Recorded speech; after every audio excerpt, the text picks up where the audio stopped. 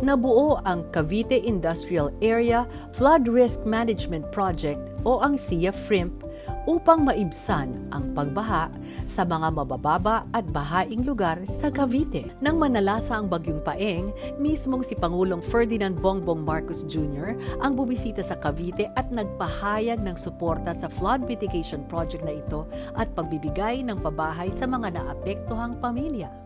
Kaya naghahanap kami ng long-term solution para dito.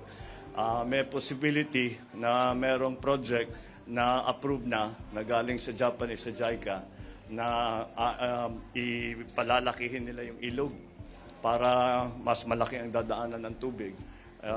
And then, meron siyempre may mga flood control na gagawin.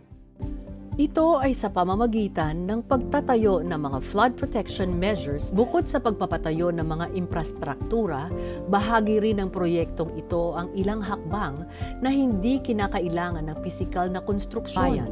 Layo ng non-structural measures na ito na masiguro ang pagsasagawa ng Flood Mitigation Committee o FMC meetings para sa koordinasyon hinggil sa implementasyon ng proyekto.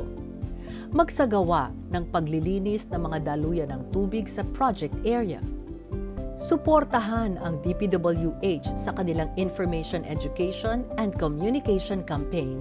Layunin ng mga hakbang na ito na maisama ang mga komunidad para makamit nila ang pag-unlad ng kanilang kabuhayan.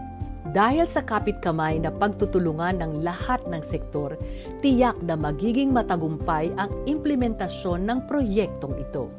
Bukod dyan, inaasahan din ang aktibong pakikipagkaisa ng mga benepisyaryo nito para tuluyan ng maibsan ang suliranin ng pagbaha sa lalawigan ng Cavite.